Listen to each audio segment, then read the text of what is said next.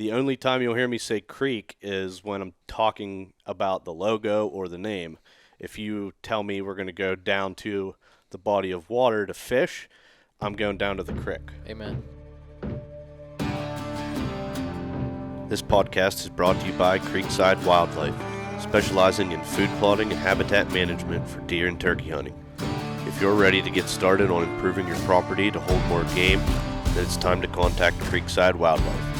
Check them out on Facebook and Instagram at Creekside Wildlife.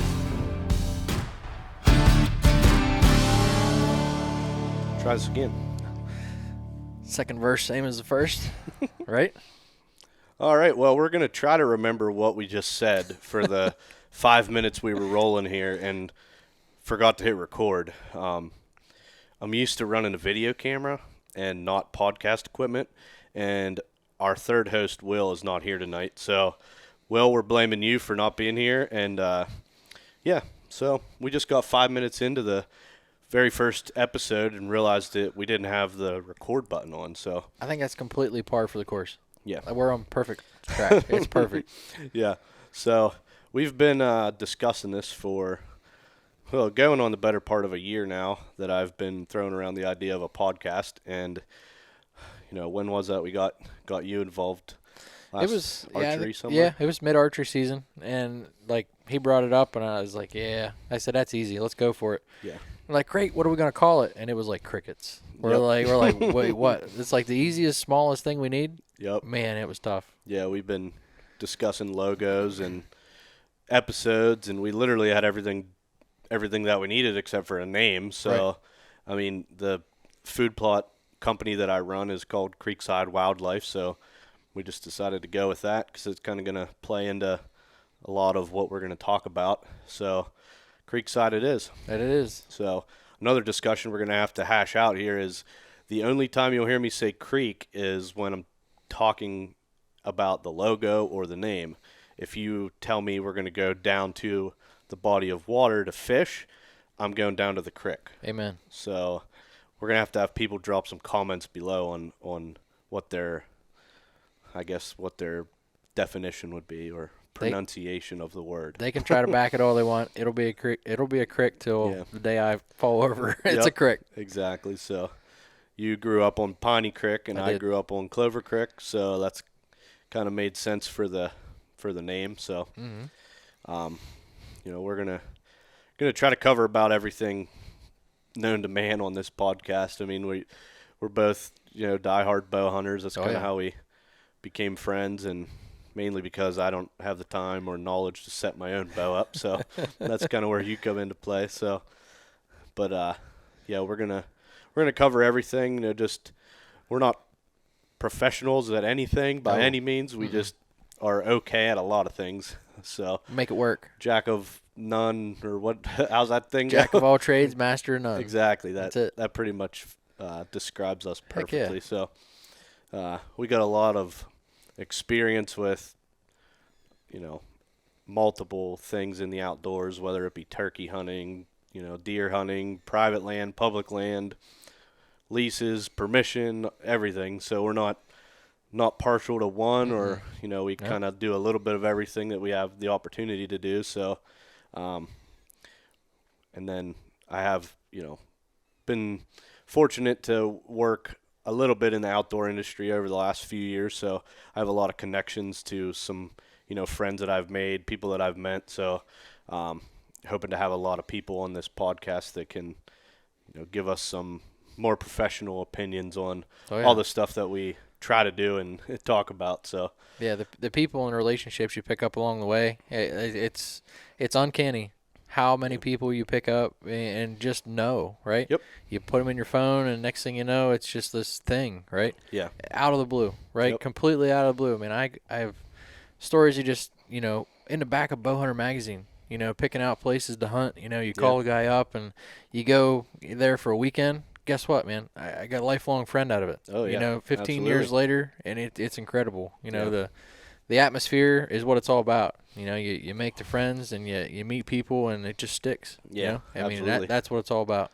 Yeah, I remember my mom telling me when I was young, never burn any bridges, and the outdoor industry is It's fact. a very small industry. So, you know, that was some great advice that I got at a young age, and I can't tell you how many times, you know, I've met somebody, you know, shook their hand, got their card or whatever, and may have been 2 years from now that I, you know, need something or they need something from me, or, you know, just friendships that we've made. And, you know, this past weekend was a true, you know, testament to that. I met Kip Adams from the National Deer Association.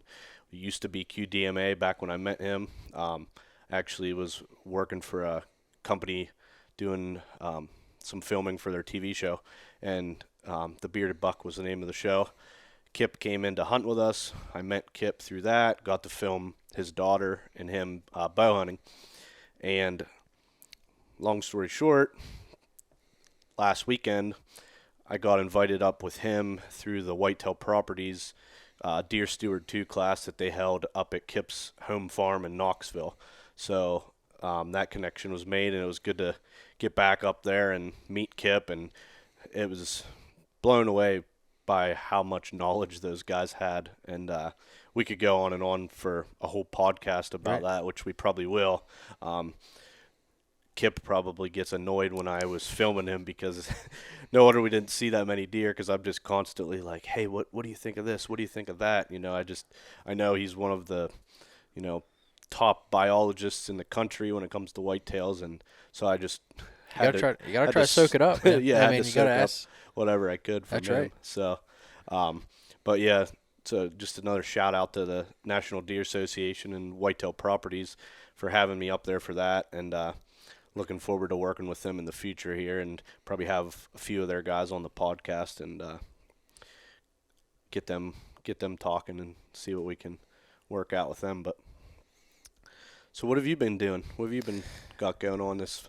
Winter's that doldrum, Yeah. you know. And I don't know if you call it winter or whatever the season we are having in Pennsylvania. It's just that listen, if you're in PA this time of year and you don't like the colors gray and brown, just don't come here. Yeah, you know, exactly. it's all you got going on, you know. Yep. Sunshine is just a thing of the past. You know, we're waiting for spring. Turkey season's around the corner. I heard turkeys gobbling the other day, by the way. Did you? I did. I was trying to yell at him like, no, you can't do this yet. Dude, you can't do this yet. Yeah, time to settle down. Yeah, settle down. But, you know, with kids and stuff that they're in, you know, we shoot every now and again. You know, I don't get to shoot like I used to. Yeah.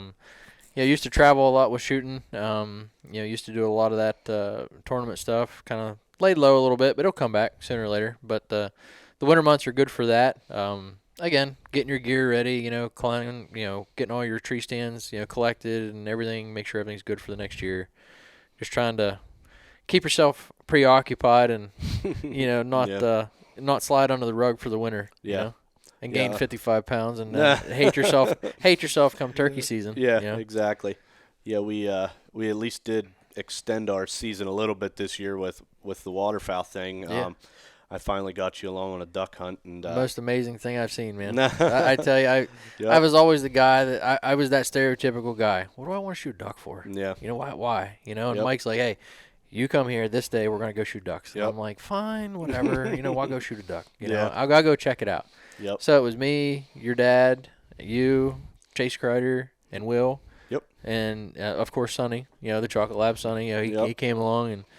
Let me tell you, it was so much like deer hunting in the sense, man, those birds come in, you call to them, they take off. They come in, they call, they take off. And Yeah. I'm like, this is just the anxiety is just there like with deer hunting, like, okay, one more step, you know? Yep. It's just the same, and then, hey, when Chase says kill it, man, we throw down. Yeah. You know?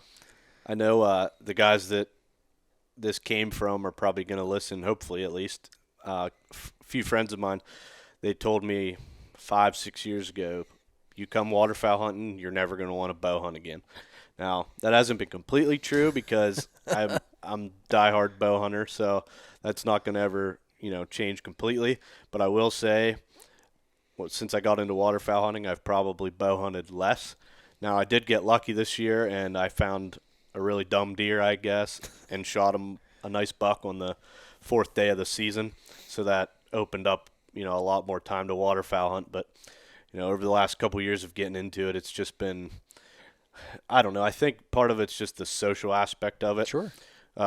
either that or I just don't like to sit still. So It was great. It was everything. It wasn't a gotta be motionless. It wasn't I yeah, gotta be scent free. It nope. wasn't I gotta be this, that, the other. It Yeah, was like it's let pretty much night yeah. and day from your Yeah. typical archery hunt. So I think it's just a nice mix, Yeah. And adrenaline was still there. Oh yeah, Oh man. yeah, It's still there. It's Yep. it's everything. It was by far it was a good time. Absolutely. yep. By the Yep. way, that pond is still loaded up with Is it ducks. really? Yep. No kidding. So as long as they stay there for another 6 7 months, we'll get back at Yeah. them next October. Yep.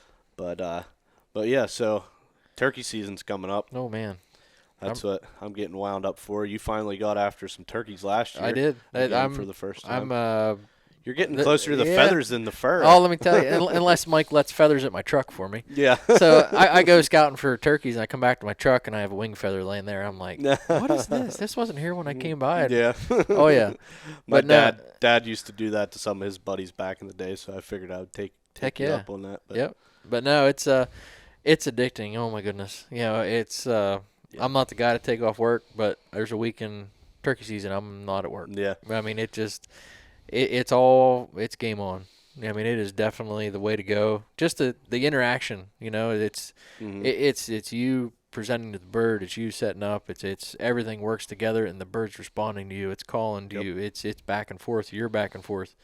It's yeah, I was always, again, same thing with the ducks and with the turkeys. I'm like, I don't want to shoot a bird. What do I Yeah. want with a bird? Now Yep. it's like, what did I miss all these years? You Yeah. know?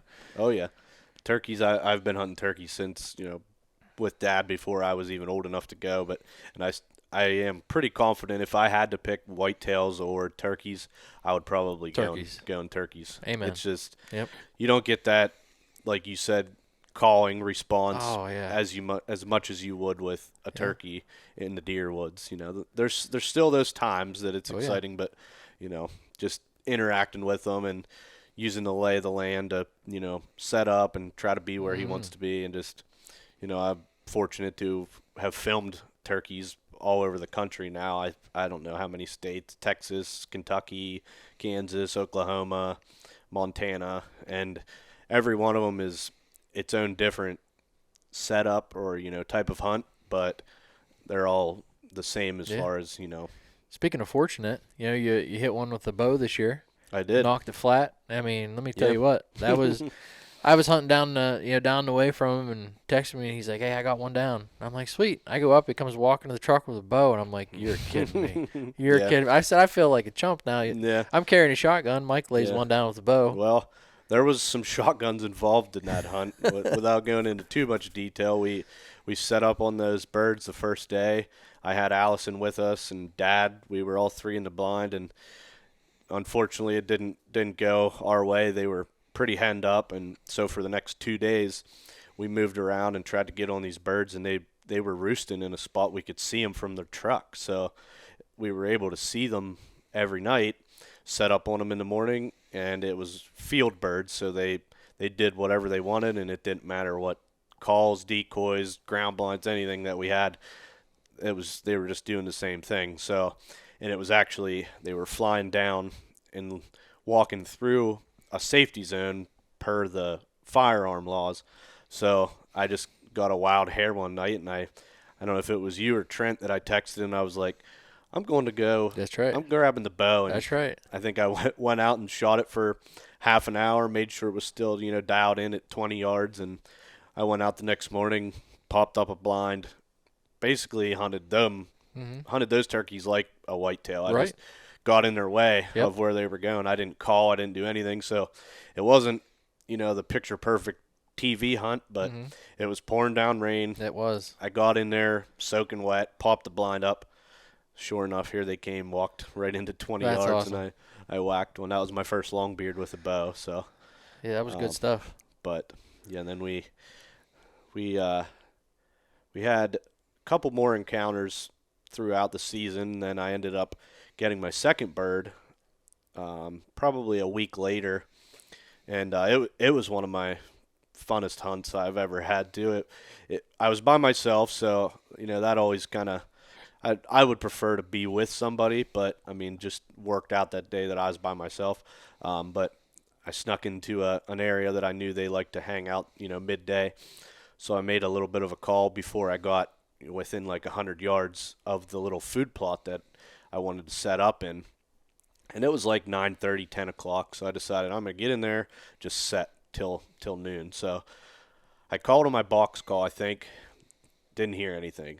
So I snuck in there, got sit down, pulled my slate call out, and it had water on it from the morning before, or that morning. So I sanded it down a little bit, and I just did like a burp, burp, burp, real quick, real soft as you could think, just to make sure it was good. And then he gobbled, and it had to be 70 yards.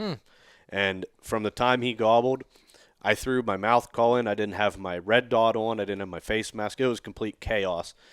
From the time he gobbled till I had my hands around his feet was maybe 2 minutes. Oh, man. I mean, him and, again, if I would have had somebody with me, two big long beards came right in. And That's priceless. same happened with my bow turkey. I had two long beards in. And those were the 2 times that I hunted by myself this year.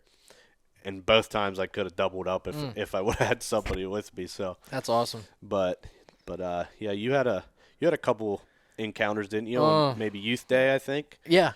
So guys? Youth Day, my neighbor. Mike is not a youth for anybody. No, I'm not. wondering. I'm far from youth. 41's far from youth. But no, my neighbor, she's 15, and man, I tell you what, she's a shooter. She's a hunter. She's an animal. She's just all about it. She's all about the outdoors. And of course, family living on a farm. She's like, hey, can you take me? And I'm like, don't even ask that. Yes, I can take you. Absolutely. Yeah. So we actually were at the farm, and we spotted a gobbler that night. The one night on right before the weekend, and so we spotted this gobbler, watched him through the spotting scope, and we're like, all right, kind of have an idea where he's going to roost at. Yeah. I was like, hey, there's a cut hay field beyond that.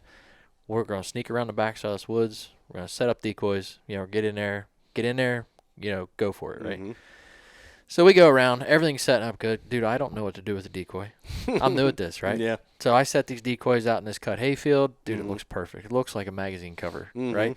Set her right on the edge of the woods. I set back in, probably 15 yards behind her, and I can hear him gobbling on the roost. Mm-hmm. So I just real lightly, just half yelp.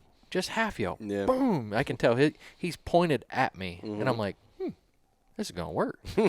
So I'm sitting there, I'm like, I'm just like, okay, we'll let this sit. He comes down. He's in the field. So I start, cutting and, whatever. And next thing you know, he gobbles. And I start yelping a little bit. What was your decoy setup? So I had a couple AV necks, decoys out there. I had 2 hens and a Jake, But, here's where I went wrong, right? I'm thinking, hey, I'm a bow hunter, right? Mm-hmm. I put him at 20 yards. Yeah. Right? Mistake number 1. Yeah. Right? Not thinking, hey, that shotgun she's shooting at 20 yards, dude, it's softball. Yeah. If that, if a softball. So I'm like, I didn't even think about it, right?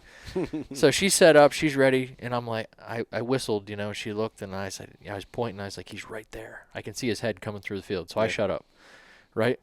Honest to God, I can hear the click of the safety, and I'm like, dude, my adrenaline's in my throat. I'm like, dude, here it comes.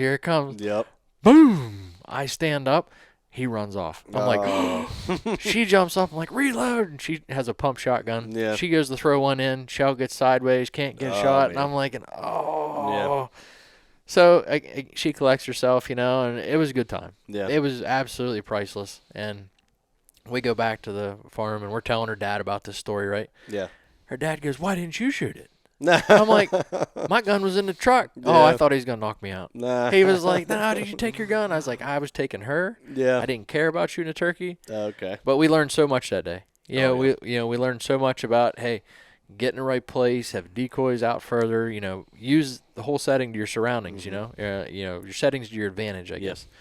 But man, it was just like bang, bang, bang, bang, bang. Yeah. I mean, and just how it's supposed to work. Oh, it was like literally we sat down 10 minutes, we're already back at the barn. And he's like, didn't you go? Yeah. Oh, yeah, we went. We saw. We did. Yeah. We just didn't bring it back.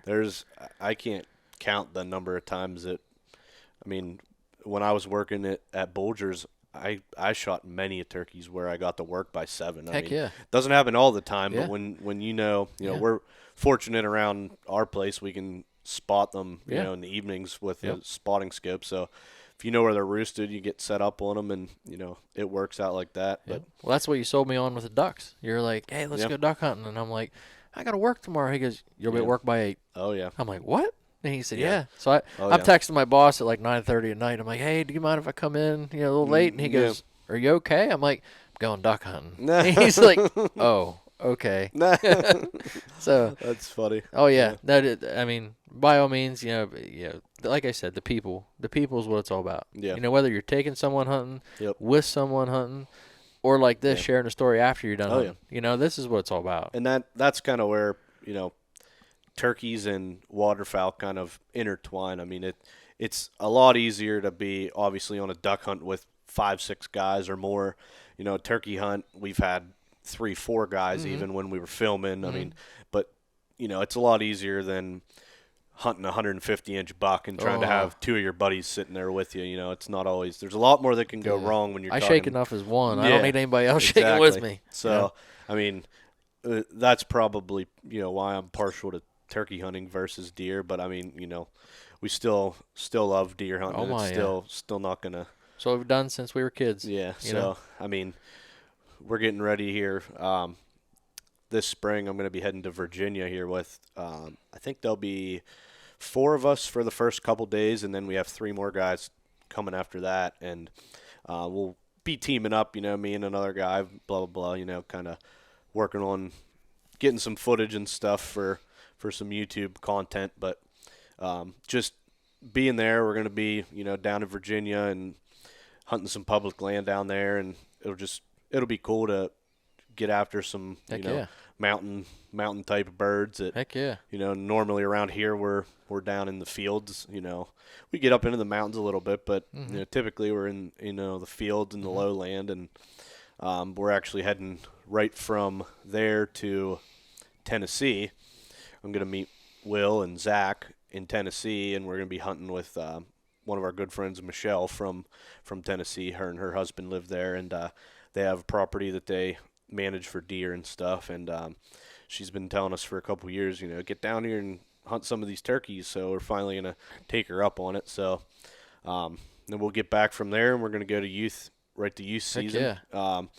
Paul and Clint from Whitetail Properties were nice enough to invite me up to Sweet. their place up north here, and we're going to be doing a little youth event. So I've had tremendous luck in youth season, with filming. It seems like just that week between, regular season in PA and youth season, it seems like the birds are just completely different at that point. I can't tell you how many times we've had 3-4 longbeards come in, attack the decoys, do everything. It's just seems like youth season is always like a magical day for us. So It's amazing what a week difference makes, right? exactly. Yeah. Yeah. So we're gonna get up there and do some filming. Then I'm actually hoping to have some success in Pennsylvania because I'm going to Michigan this year as well. Nice. The end of May, like the 23rd, I believe. So I got invited to go up there with a good friend of mine, and I guess they have a lot of land that they hunt, public and private, and he just keeps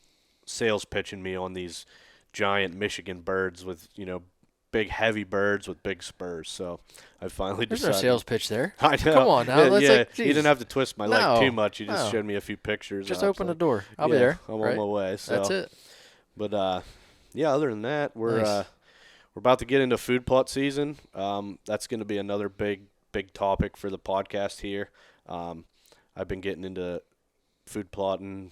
I've been doing it for the last 6-7 years, but started doing it, as a side hustle, I guess you'd call it, here in the last couple years. Putting in some plots for some people and really getting into the property management aspect of it. And it's a lot more than just throwing a bag of seed on the ground and hoping that it grows. We're working on designing plots and where to put them, and just the whole aspect of it's just interesting to me.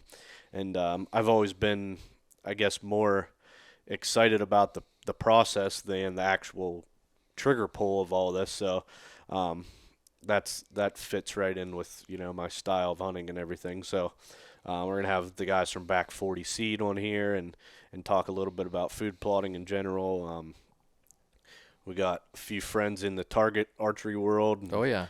Between two of us and friends of Oh, ours, yeah. we're gonna get into dissecting some arrow builds and some just tuning stuff. And I mean, we don't have enough memory cards for everything that we're gonna talk about here. So I've done this for too long, to put it all out. But yeah, we can pick topics and pick here and there. But Yeah. there's a few of our friends, man. They take it to the nth degree, Yep. And I've, hey, you done it for so long, you think, oh, I got this, Yeah. and it's next thing you know, you're texting them, hey, what if I did this, and this, and Yeah, I exactly. got this, and they're like, just do Yep. that. This is going right back to the Knowing people. jack of all trades, master of none. That's it. I mean, and Will probably vouch for it the same way. Him and his guys at the Rutten River Pursuits podcast. Those guys are into a little bit of everything. That's how Rutten River got its name. It doesn't matter whether it's hunting or fishing. Those guys are into a little bit of everything. And Right.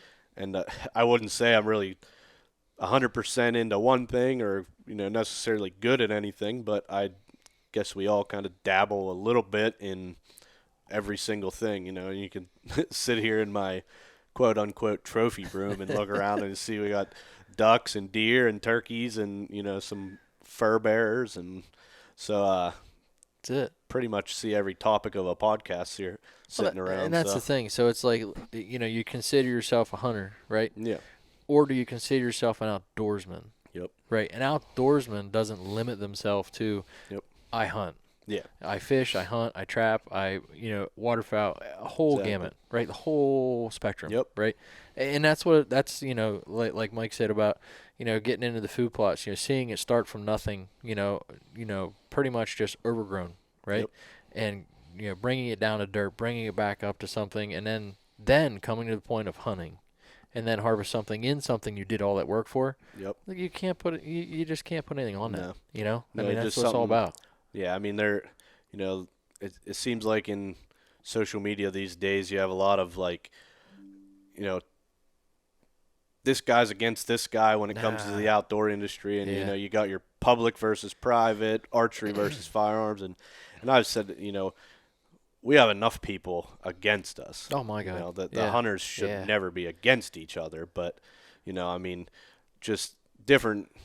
We've dabbled in everything. I grew up hunting public land tremendously, or tremendously is not the right word. That's a stupid word. Primarily There you go. public land, Mhm. and we had a few farmer friends that let us hunt here and there and whatever, and then we started hunting at our camp and got on some leases, and so we still do a little bit of everything. But Right. I mean, the challenge of killing a turkey or a deer on public land Oh man. is maybe completely different in the process of what you would do on private land. Right. You don't go in and do as much prep for food plots and that sort of thing on public, obviously, as you would on private. But there's a tremendous amount of scouting involved in public land, and so I think I like covering every basis of it, and I think Right. you're the same Oh, way my. as far as It was styles we hunt. But going from a public ground to a private ground, then going back to public, Yeah. right? I tell you, it's a mindset. It's like it's like playing a sport, being offensive or defensive, Yep. right? So when you want to be aggressive, but Yep. you want to be defensive, you want to hide, but you want to be, you want to Mhm. move, right? So it's like, where can I go? Yeah. Me, I want to be alone, Yeah. right? Well, public ground, guess what? Yep. The easier the access, the more the people, the more foot traffic, that type Yeah. of deal. You're putting on some miles. Yeah. Yeah, you want to in PA, man. You want to be alone. You best be ready to walk. Oh yeah. Because there's the outdoors people in PA. They like to be out there. Oh, you yeah. know, so it's a whole thing. Again, private ground is great. It definitely has its place, but it never fails. And you got to respect the people that own the ground, right? Absolutely. That's the biggest thing. So, listen, hey, my brother. Hey, I asked this guy for permission. Hey, my brother's boy is going to turn 12 this year. They're going to Yeah. hunt. I'm out. Yep. I'm done. Oh yeah. I'm like, listen, guys. I'll let my tree stands there. You guys hunt them. Here's Yep. where I have them. If you need something, holler. If Yep. I'm gonna hunt, I'll text you. Oh yeah. Or hey, I just walk away from it. Mhm. Listen, it's not worth the conversation down the road. No. Right? And honest to God, that's the way to keep the relationships, because then down the road, hey, they're at college, they're moving on. Hey, Yeah. you guys care if I hunt there anymore? Yep. Nobody touches it. Go for it. Oh yeah. I mean, And, that type of deal. I mean, we've ran into it with waterfowl. Back to the burning your bridges. You say you have a guy that's got a little 10-acre piece, and he tells you that he doesn't want you hunting it anymore. Well, Yeah. you could go get, huffy puffy with him and get fired up about it, but you don't know if his brother owns 600 acres in the next town over That's right. that would have gave you permission. That's But, right. and we run into that stuff in waterfowl hunting Yeah. all the time, because we're hunting some, farmers that own ground, all throughout Mm-hmm. the areas that we hunt. And it's crazy when you start, talking to some of these farmers. yeah. And I mean, just a farming community in general where we're at, all these farmers, they know each other. If they're not related, they're at least friends, or they talk to each other. So it doesn't take long to burn a bridge when Oh, it no. comes to, No, I agree. waterfowl hunting. And unfortunately, waterfowl hunting is very fun, but it is very controversial in this area Sure. because of the competition. Mm-hmm. And, with social media and podcasts and everything else, it's becoming easier to learn how to do this stuff. Sure. And, it's sort of a double-edged sword. A lot of guys don't want to talk about how they do stuff or where they do it. And, but, it's definitely a thin line you got to walk with certain things. So We had the same thing happen. We hunted a place in Ohio. My friend and I that we met up on a hunt the one time, and we had 1,100 acres with this one guy that owned it. Mhm. He had an organic bee farm, right? It was perfect, right? I mean, and he didn't hunt. Oh, Like yeah. he didn't do anything. Like he was like, "Hey, yeah, I got deer." Dude, they killed 190-inch deer off that farm. Really? Like he had doesn't know what big versus little is, Yeah. because they're all big, Mhm. right? Well, it got to the point where he got married and having kids, and his wife wanted to move, and he's like, Yeah. he came to us the last time we hunted there. I'll never forget it. He came to us and he's like, "Listen, I'm gonna start, I'm gonna sell the farm." Mhm. And we're like, "Oh my, just rip your heart out, right?" Mhm. And we're like, "Hey, To me? we get it. Yeah, I wish. I mean, I Yeah. think it was like, total 1,100 acres. I think Yeah. it was 2 point some million, Yeah. right, altogether, which it got sold off in plots. Yeah. But he's like, "Listen, you guys have come hunting with me for like the past 6 years, right? I got this guy across town. You got to go meet him. He and his family grain farm, and they have thousands of acres, like 4,000 acres, right, to hunt." And we're like, "What? Like, who is he?" He goes, "Trust me, he's a good guy." And we're like, "All right, let's go check it out." Man, I've been going down there to his place now we've been going down there forever. Sorry, I had to answer Will with a camera question that That's I all right. told you I would get tonight. See, there you go, man. That's all about it. But Yep. but no, same deal. Knowing people, you make a relationship. Friends back and forth, and here again, like you said, like, hey, you're good people. I wouldn't recommend. Like, listen, I have to see him in town when you guys aren't here. Mm-hmm. So listen, you burn that bridge with that guy. Yeah. Then he's like, "Hey, remember them yahoos you sent over here? That type of deal." Nah, it was great. I mean, it was absolutely the best thing. He came over. We all met up and said, "Hey, come on, check it out. Come on over, walk around. Want a side by side? We'll go take a trip around the farms." And we've never touched a third of what they have. Yeah. I mean, but my goodness, I mean, coolest people, just laid back, just chill hunters. I mean, in Pennsylvania, Mm. Yeah. hunting is like a religion. Oh, yeah. It's like, listen, Yeah. first day of buck season, nobody goes to school. Yep. It's like archery Yeah. season. It's like everybody it's in it. Yeah. Down there, it's like, yeah, Yeah. it's good. We just had this talk up at Kip's place last weekend, and it was in regards to hunting specific deer and, only hunting on perfect winds and conditions and whatnot. And I agree that is, the way you want to do it. But we were talking about opening day of archery season, and the particular guy that they were referring to told Kip that he was not going to hunt that day on What? opening day of archery. And Kip said he just looked at him with like crickets. Like, Right. what do you mean you're not going the first day? And he Right. went on to say, I'm hunting this world-class deer in Illinois, and I'm not going in on the right wind, and blah, blah, blah. And Kip and I were both, in agreement. We're like, it's opening day of archery. Like, I will be we in a will tree be stand. in the woods Yeah. somewhere. Yep. Now, maybe we don't go into our best place if it's not ideal, but I'm going to be there. I'm Oh, not my. sleeping in on the first No. day of archery. Mm-mm. So, but yeah, it's just definitely a special, It is. religion And- type scenario in Pennsylvania for Exactly. any bow hunter. And exactly, to the bow hunter. Yeah. Now to the person, Yeah. male, female, kid, woman, child, doesn't matter, right? Yep. That's never, they've never had, like, they've never been able to experience that, right? Never been into it, never been brought along. Yeah. You don't, it's hard to relate. Yep. Right? It's like, okay, listen, you think I'm crazy, Yeah. crazy, just out of my mind, right? Just go with me once. Oh yeah. Watch the woods wake up in the morning. Yep. Watch just watch everything come around. Watch look at the stars while you're waiting on daylight. Yeah. Listen to the owls, hey, what's that noise? What's this noise? Yep. Gives me goosebumps thinking about it, and it's like, We're way too far away from that to be talking about it. no, but I'm telling you, that's what it's all about, Oh, know, yeah. and people that aren't from, I shouldn't say our way of life, Yeah. but I mean, it kind of is. I mean, It is. it's definitely not a hobby. Like No. a hobby is something you do, once a week, Mm-hmm. when you're not busy. But I mean, literally the outdoors, hunting, fishing, everything it's more of a lifestyle for us. I mean, what was that slogan? It's a passion, not an obsession. oh yeah. You know what I mean? Yep. Who was it said that? I Some don't guy? know. Just that, some guy, some legend, right? Yep. And- Exactly. And it's so true, right? I mean, it consumes you. Yeah. It's like you said, look around the room. Yeah. I mean, it's literally every gamut, whether it's Yeah. shed hunting, whether it's food plotting, Yeah. trapping, Oh, trail yeah. cameras, tree I stands. think everything. about this often. Like, my brother. Oh, yeah. He hunts. He partakes. dabbles in it. Dabbles. That But could he's work. not a hunter. Mm-mm. And He's not a Mike. No. No. And far people, not many my people little am. brother. Yeah, my yeah. little brother. Yeah. Yeah. Right. But I often think that, like, we grew up together.